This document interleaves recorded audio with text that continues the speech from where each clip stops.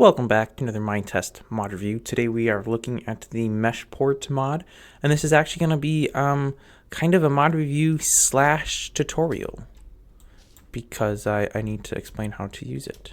So the Meshport mod, in a nutshell, allows for you to export portions of your Minetest world to an OBJ file that you can then open up and use in any file that can read an OBJ format. So the usage of the mod is, of course, first to enable it, and then you select your two corners by running the command mesh1 and mesh2, and you'll see up in the top corner there in the chat, position 1 was set right here, position 2 is set right over here at an elevation of 7, which is hopefully high enough. And then to export it, you just type in Meshport and then the name. So we will give this a name of, I'm going to do proof of concept, POC.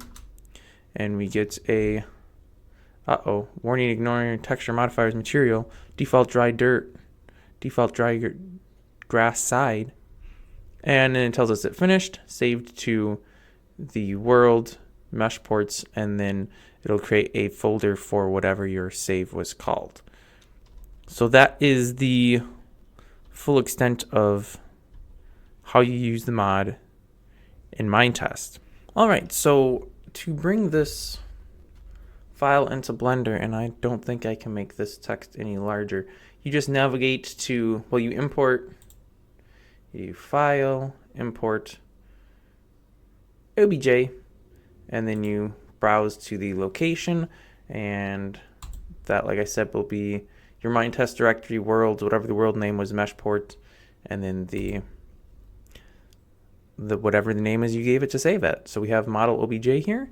We'll just leave all of these options as default. Import OBJ. I'm going to go ahead and delete the default cube because we always delete default cubes because default cubes are just dumb.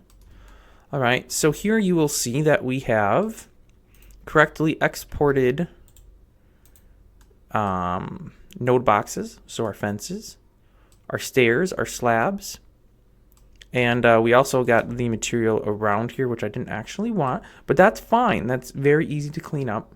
So we're just going to go in edit mode using tab here, and then we're going to, and this is Blender 2.8 by the way, we're going to do face select, 7 on the numpad to view the top.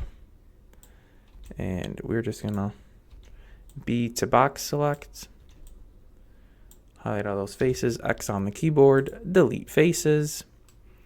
Looks like we have an extra face hanging around that shouldn't be here. Extra face here, hanging around that shouldn't be here. All right, so that is our file imported. But of course we want to see the textures on it, right? Right? Am I right? So you will discover if we go to shading, actually. Boom. It actually worked. I don't remember that happening last time I did this. I had to actually go in and manually find all the files. Well, this saves us a bunch of time. So we'll go back into edit mode. And you might notice that all of these, actually let's exit edit mode. You might notice everything looks a little blurry, and if we do a render, just do that, sure. I have no idea what any settings were for this. Yeah, this texture looks miserable, right? This looks absolutely hideous. It almost makes me want to throw up. Let's fix that. To do that, we just change from our texture interpolation from linear to, I believe, closest. Yeah, see? Fixed. Now we have to go into edit mode. And we need to do this for every different material that there is. Now, the aspen, even though it has different shapes and stuff, doesn't matter. It's still the same material. We're just going through. Our fence post, I think I only have to do this once, and it should do the rails as well. Yep, because that's just using one material as well. So this should be all fixed. So now if we go back to object mode, all of our textures look nice and sharp as they should. If we do another render, all of our textures look nice and sharp, as they should. We got some funky stuff going on here. I'm just going to go over to the modeling tab. Because this is not a sunlight, it's just a light bulb light. Change that to a sun, top view with 7, rotate it so it kind of matches up to the camera view. If we want to see the materials here, we just do Z, and we can change, wow, that light is really way too bright. So we will go ahead and change that real quickly here. Let's keep this at rendered view though, because that's kind of nice. Strength of 1000. Yeah, let's maybe change that to 100. That's still way too bright. Let's change that to maybe 10. Okay, that might still be a little bright, but that's doable. And we'll change the strength to 1. Okay, that looks a little on the dark side. We'll leave it at 5. All right. Do we want shadows? Of course we want shadows. We've got some shadows going there. All right. I think this is using Eevee right now. It is. It's using Eevee. Cool. Now for the let's change this back to solid here.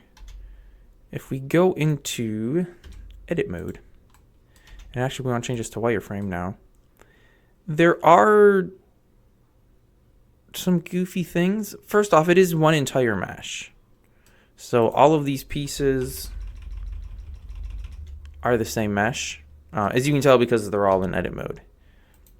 May not be exactly what you want. There is a way to rip faces. I want to say it's Control J. Clearly it's not. There's a way to do it though. But that's not what I was actually doing this for. What I was doing this for is to show that this is not a fully optimized or even very optimized system. So you may notice that there are extra faces inside of these stairs that don't really need to be there. Like all of these are gonna be really hard to select. All of these side faces, those don't need to exist because you can't see them. But the exporting script doesn't know that. Now this side face you do need because that is visible. Is there really any advantage to going through and manually deleting out these faces that won't be seen? It depends. Depends a lot on how big your scene is and what you are intending to do with it. If you're just doing a single render, just a still image, yeah, I wouldn't bother. Even if it's going to make your render times take a little longer, the amount of time you're going to spend deleting out these faces is probably not worth it. However, if you're doing something such as, I don't know, an intro for a series, let's just put this back to rendered real quick so you can see that everything is still perfectly as it should be. All right, so let's say you're doing something a little more serious, like, we'll discard those, like this. This was actually the first time I used it. Exporting a big chunk here, and then I built some stuff in manually because it didn't work super well, and then exported out this mountain for the background. For something like this, yeah, I would probably go through and delete some of those extra faces that you don't need. Now, did I actually do that? You know what? I don't even remember if I did or not. Let's hope I did. I did, as you can tell on these conveyor belts. Okay, as you can tell on the lower conveyor belts, they're mostly not there. The upper conveyor belt, evidently I didn't care about because they're all still here. It's just almost impossible, there we go, to select them. But the real reason I opened this up is to show you the one thing. Oh, did I even ever fix it? You know what, I don't think I did. I think I was just like, meh, I don't care. It's not that important, so I didn't fix it. I am a horrible, horrible person. So clearly, the side of this should have some grass hanging over the edge. Let's see how that... what do I want to go to? I want to go to shading. Yeah. Let's go back to edit mode. Let's go back to rendered. Period to zoom into the selected face. So this technically should have an item overlay on it. And I could have sworn that I fixed that someplace for something. Oh, glass also doesn't export properly. Just a little FYI. Man, I was sure there was something that I did that on. Oh well, I guess not. So we're gonna do it now. So this dry dirt, if we wanted to fix this, we would go ahead and duplicate this, Shift D to duplicate. And then we want to select the grass overhang, which may not even be loaded. It is not, okay? No big a deal. Just click open image. We will go ahead and view thumbnails because, let's be real, ain't nobody got time to read through a gajillion titles. I can make this a little, can I make this a little bigger? There we go, there we go. So we can zoom in so you can see a little more easily what I'm doing. And we're pretty much, you know, you probably don't have to leave it as a principled shader. I would personally not use it as a principal shader. But you know what? That's what we have. No, actually, you know what? We'll go ahead and do what I would normally do. We'll do a shader with just a simple diffuse. I mean, we're just dealing with dirt here. Connect the color to the color. Connect the output to the output, and you will see we now have a grass overhang on all of the faces as we should. I'm going to actually go ahead and delete that principled shader and duplicate the diffuse and connect up our colors. But see, what we need to do is we need to mix these. So we're going to go ahead and get a mix shader, and we're going to combine these two shaders and then combine our output, which is looking kind of funky. But then we'll take the alpha from the default dry grass side and plug that in to the factor in the mix shader, and voila, we have what more or less is what we should have.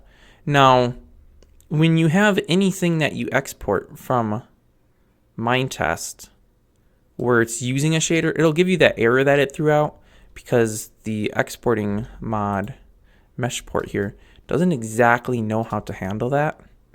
So basically it just doesn't. And it just tells you, oh, hey, there was this mistake. You're going to have to manually fix it. And here's how you manually fix it. You just do one with your overlay. The overlay is the one that uses the factor value from that because it has an alpha channel. And then you have your two diffuses or whatever shader's coming in. And you may find that you have something funky happening, like the dirt's on the top and the grass is on the bottom. Yeah, if that happens, you just have your shaders plugged in backwards. Flip them around. You'll be good to go. And then that is it. Let me go ahead and... Wow, I have nothing. That is kind of scary. What happened to my stuff? What in the world? Okay, I don't know what I did there, but obviously that's not what I wanted to do. We'll go to animation, and we'll just get that out of quad view. I thought I could full screen this, but clearly I'm doing it wrong. And yeah, there you go. Oh, and if you want to do the moving textures, you can find out lots of YouTube videos about how to do that. I assure you.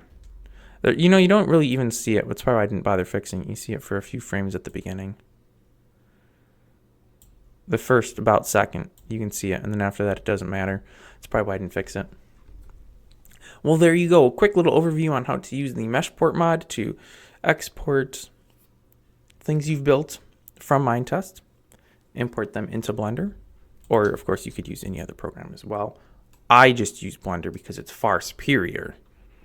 But you know, if you have something else that you know how to use, go ahead and use it. This was kind of just a test to see how big of something you could export. And as you can see, this exported quite nicely. Evidently there was a cave inside of it as well, which, let's be real, you ain't never gonna see. So we can go ahead and delete that, clean up your mesh. Now, one fun thing that technically you could do with this, you could build a model in Minetest, export it, and then theoretically 3D print it. Theoretically, I have never 3D printed, so I'm not positive, but I think that should work because these full nodes are only doing the external faces. All the internal stuff gets deleted. Node boxes don't do that, as we saw with the stairs and the slabs. The only limitations really to this mod are that it does only work on normal nodes and node boxes. So like, I don't know if it actually does grass at all. It may not. Windows, like I said, it exports funny, and you gotta manually go and clean those up. The leaves, you have to do the transparency on yourself. It's all just basic Blender stuff though, and I don't want to get too involved with that. So yeah, I think we'll just wrap it up here. That was not what I wanted to do. That was also not what I wanted to do. Man, how do I make this thing play? I don't remember. We'll just do it like that. So there you have it. The Meshport mod for Minetest. How to export from your worlds. How to import and get the basics set up in Minetest. Or, wow, set up in Blender. And then, of course, the sky's the limit. Your imagination's the limit. Whichever one's higher, I suppose. Or maybe whichever one's lower. I'm not really sure which would be the limit. But we won't dwell on that. Thanks for watching. Tune in next week for another exciting mod review, and I will see you then.